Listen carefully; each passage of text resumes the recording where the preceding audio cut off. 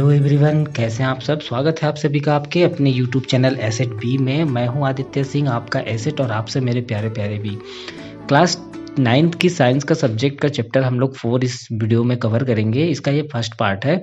तो देखिए, इसके पहले हम लोगों ने चैप्टर 3 में एटम्स और मॉलिक्यूल्स के बारे में काफ़ी कुछ पढ़ रखा है, और चैप्टर 4 में अब देखेंगे हम लोग कि जो ये एटम्स है इसकी स्ट्रक्चर क्या है। स्ट्रक्चर ऑफ द एटम, परमाणु की संरचना क्या है, मतलब वो कैसे बनी होती है, उसके अंदर क्या होता है। परमाणु के अंदर भी कुछ होता होगा, है ना, तभी तो परमाणु बना है। तो देखिए, यहाँ पर आपको बताया जा रहा है कि चैप्टर 3 में हम पढ़ चुके हैं कि जितने भी मटेरियल हैं वो बहुत से परमाणुओं और अणुओं से मिलके बने होते हैं, यानी एटम्स और मॉलिक्यूल से मिलके बने होते हैं। तो भाई, अलग अलग प्रकार के जितने भी मटेरियल हैं उनका जो अस्तित्व है, जिनके कारण से वो दिखाई पड़ते हैं, वो किसके कारण होता है, वो परमाणुओं के कारण होता है जिनसे वे बने होते हैं। क्लियर है। तो अब क्वेश्चन ये आता है कि किसी एक तत्व का जो परमाणु है वो उस दूसरे तत्व के परमाणु से अलग क्यों होता है। तो आप यहाँ पर बता सकते हैं कि अलग इसलिए होता है क्योंकि वो अलग पदार्थ है ना। जैसे आम अलग हो गया, है ना, आम अलग हो गया, अमरूद अलग हो गया, सोना अलग हो गया, चांदी अलग हो गई। तो अलग अलग परमाणुओं से बना होता है। तो क्यों होता है, मतलब बना ही क्यों है, क्यों एक ही प्रकार के परमाणुओं से सारा चीज़ नहीं बना है।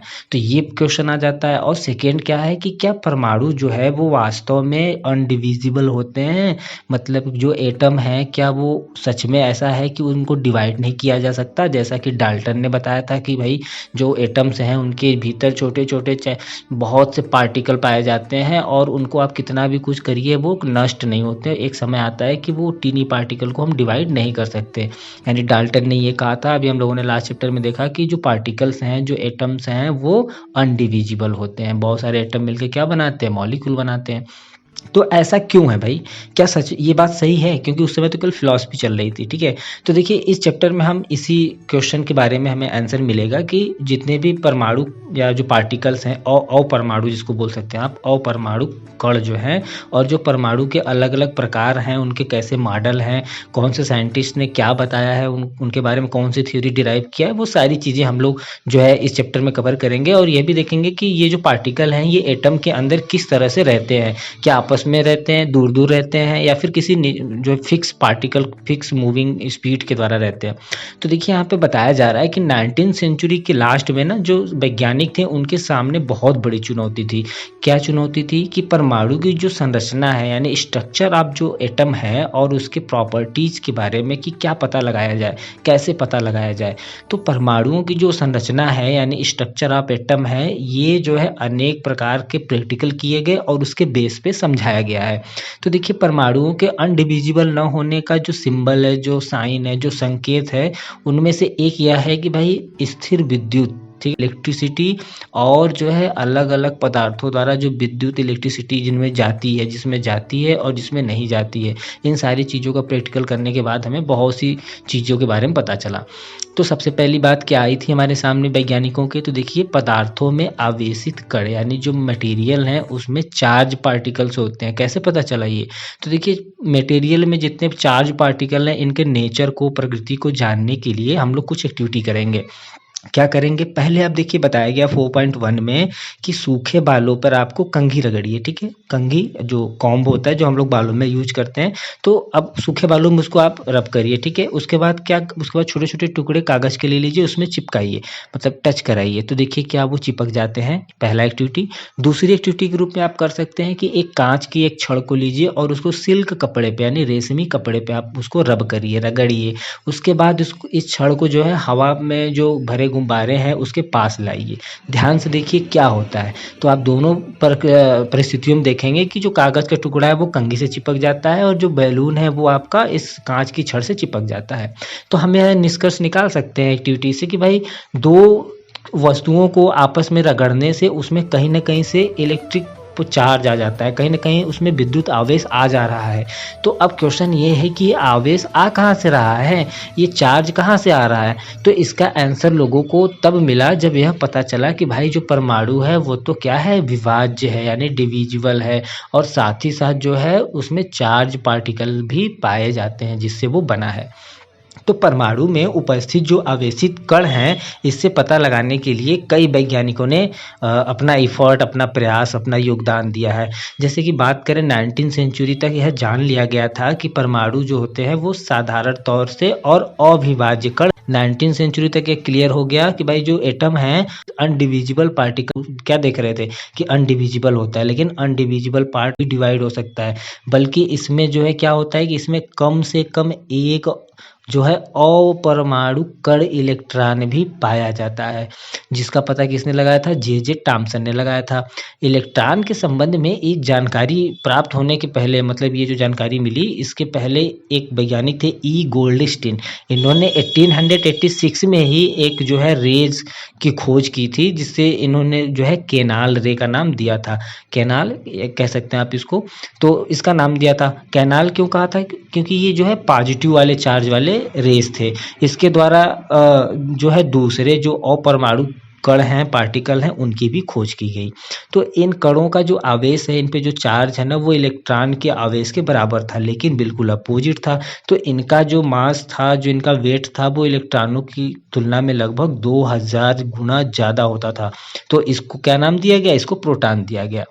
यानी पहले इलेक्ट्रॉन का खोजा गया, उसके बाद में भी कुछ चीज़ें खोजी गई, जिसमें जो है जो वो कैसी थी जो बाद में खोजी गई, वो ऐसी थी कि भाई ये इलेक्ट्रॉन के बराबर इन पर भी आवेश था, लेकिन इनका जो आवेश था, जो चार्ज था, वो डिफरेंट था।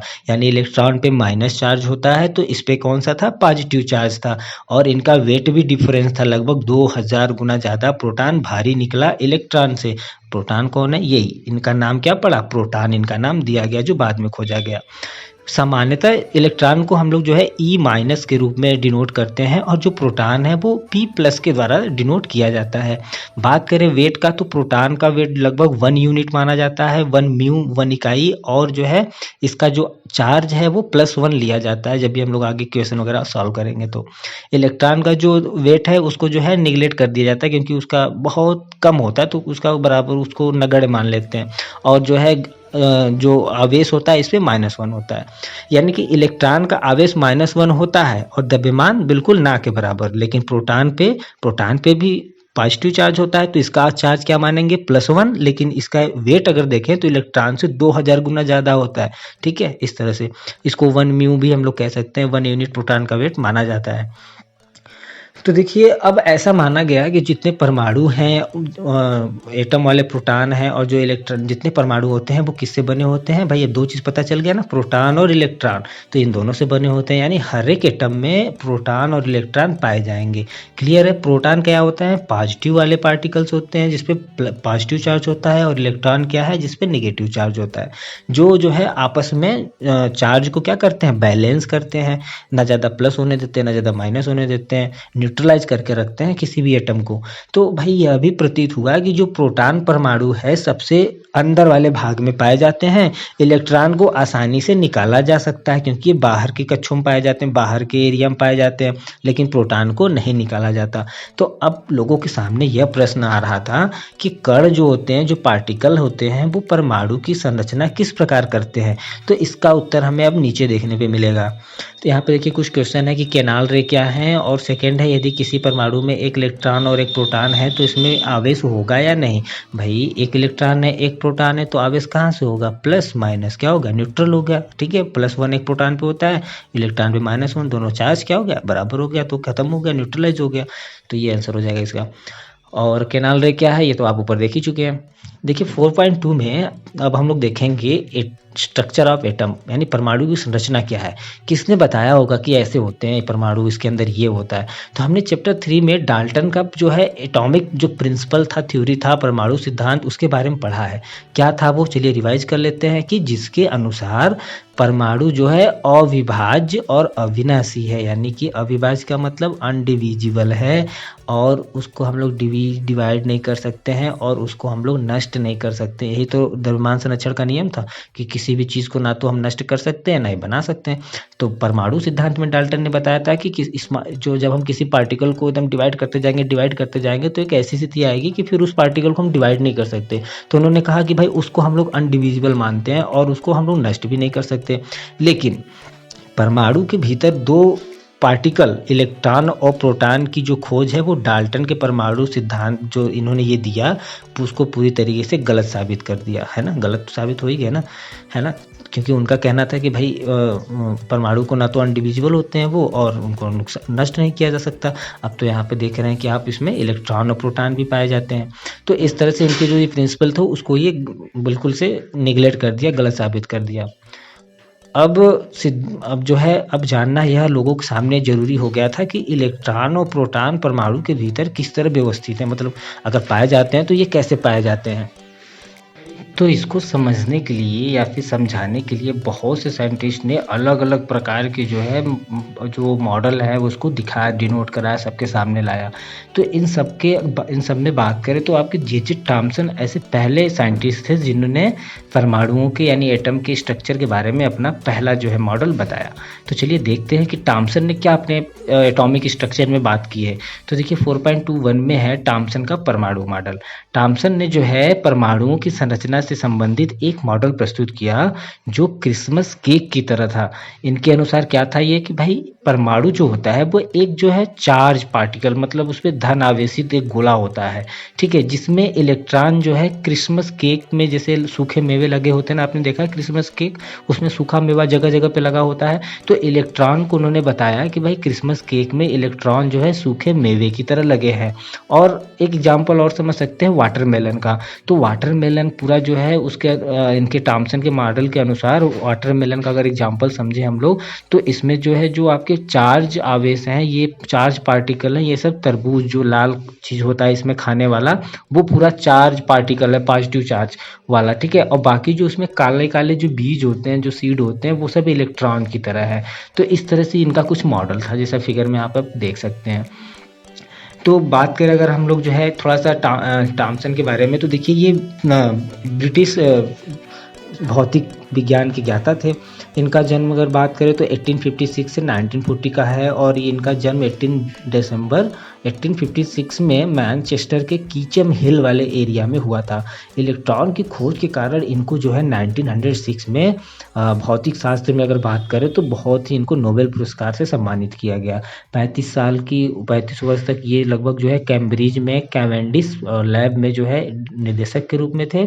और इनके साथ बहुत से लगभग 7 और भी इनके जो क्लाइंट थे या फिर ये कह लिए इनके साथ चल रह के जो खोजबीन करते थे, शोध करते थे, इन लोगों को भी नोबेल पुरस्कार इनके कारण ही मिला।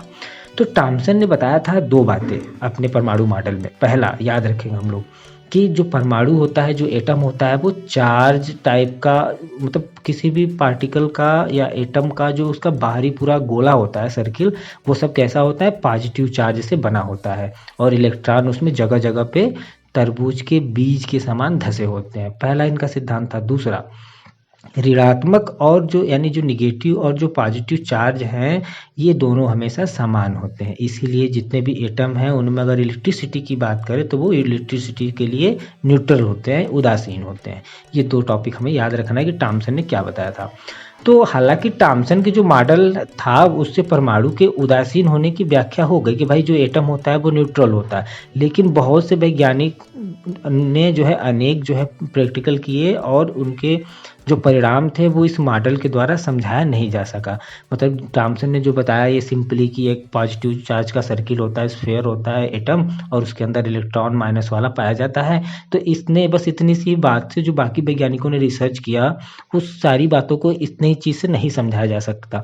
तो इसके लिए हम लोग अभी आगे देखेंगे कि अब देखेंगे हम लोग रदरफोर्ड ने क्या समझा, रदरफोर्ड का परमाणु मॉडल कैसा रहा। तो इनका पूरा नाम है अर्नेस्ट रदरफोर्ड। ये व्यक्ति जो है यह जानने के लिए बहुत ज़्यादा इच्छुक रहते थे कि इलेक्ट्रॉन जो है परमाणु के भीतर कैसे रहता है। उन्होंने जो है एक प्रैक्टिकल किया। इस प्रैक्टिकल में बहुत तेज़ी से मूव कर रहे थे अल्फ़ा जो पार्टिकल होते हैं, अल्फ़ा पार्टिकल, उनको जो है सोने यानी गोल्ड की एक पतली पन्नी पे टकरा के इन्होंने प्रैक्टिकल किया है। ये करने से क्या हो जाएगा, चलिए देखते हैं। पहला, इन्होंने सोने की पन्नी इसलिए चुनी क्योंकि ये जो पन्नी होती है ये बहुत ज़्यादा पतली होती है और ये पतला ही चाहते थे। सोने की जो ये पन्नी थी लगभग 1000 एटम्स के बराबर मोटी थी। सेकेंड, सेकेंड फीचर देखिए, जो पार्टिकल होते हैं इनमें दो चार्ज होते हैं, ये हीलियम के पार्टिकल होते हैं और ये जो है पॉजिटिव चार्ज वाले होते हैं। क्योंकि इनका द्रव्यमान 4 म्यू होता है, इसलिए यह बहुत तेज़ी से चल रहे होते हैं जब, तो इनमें बहुत ज़्यादा एनर्जी पाई जाएगी। ठीक है, जिसका वेट जितना ज़्यादा होगा उसमें उतना ही ज़्यादा एनर्जी पाई जाएगी। क्लियर है, तो सेकेंड रीज़न यह था। थर्ड, यह इनको लगता था कि भाई जो अल्फ़ा पार्टिकल हैं ये जो है, जो आपका सोना है, सोने के परमाणुओं में जो सोने के गोल्ड के एटम में जो अपरमाणु कण हैं उसके द्वारा ये विक्षेपित हो जाएंगे, परावर्तित हो जाएंगे, अपनी दिशा बदल देंगे।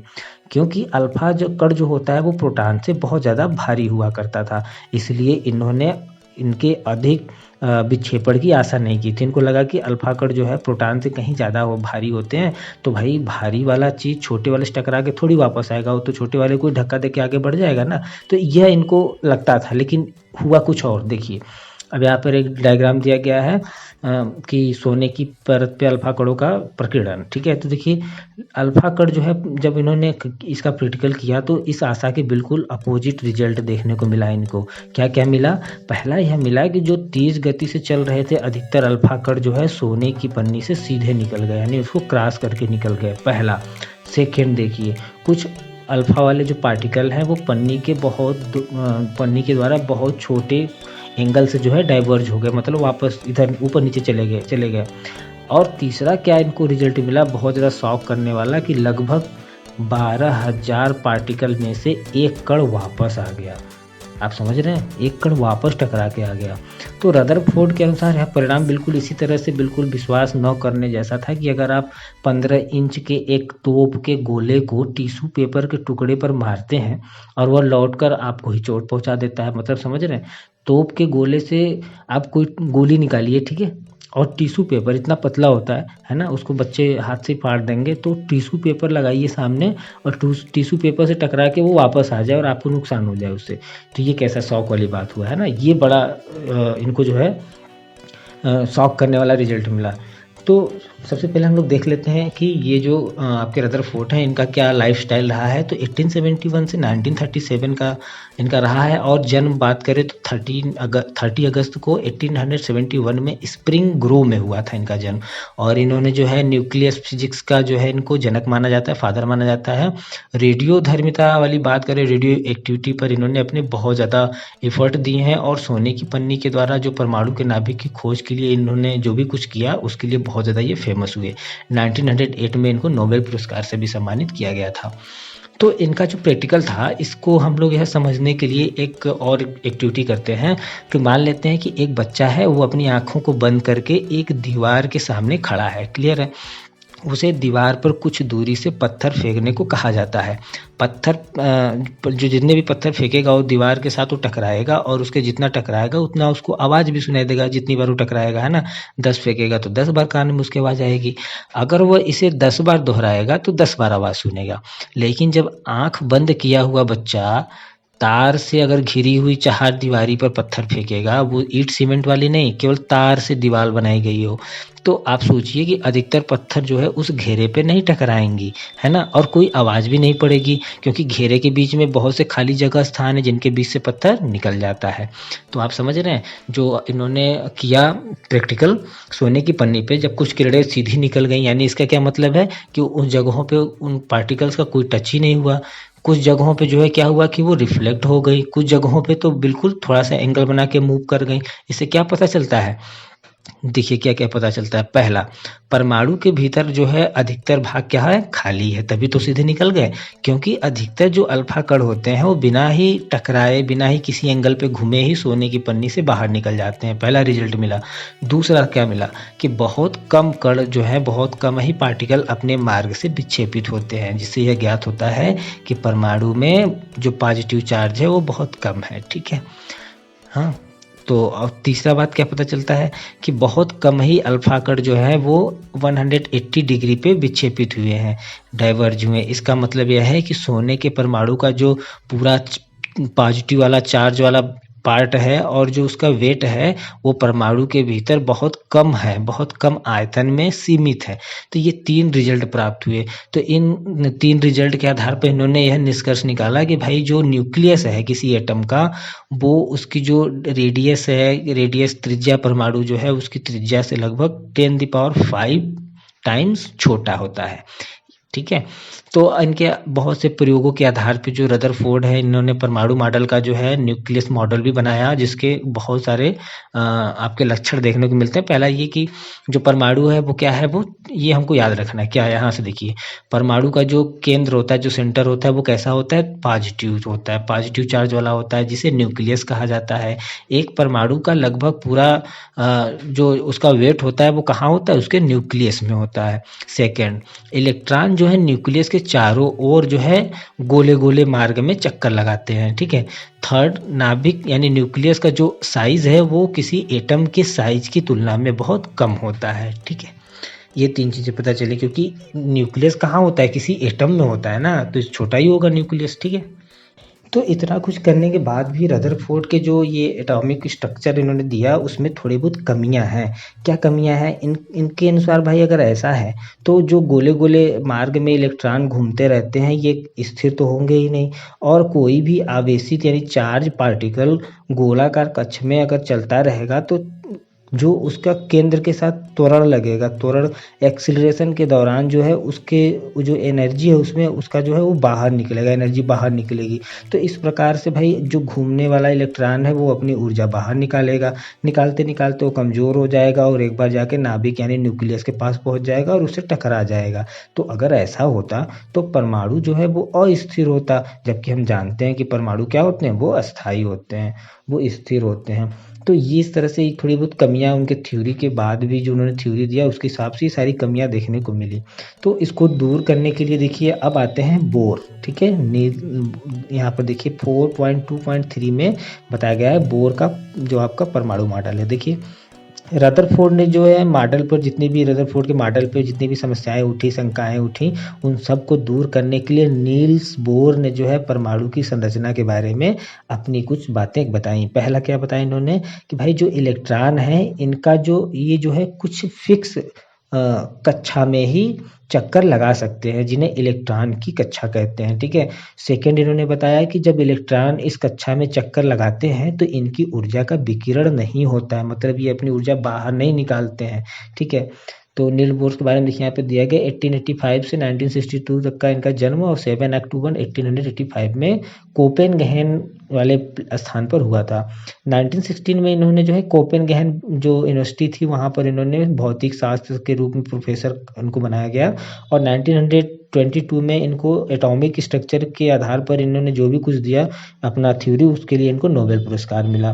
प्रोफेसर बोर के रूप में जाने जाने वाले इन्होंने जो है 3 अपनी बुक जो है पब्लिश कराई।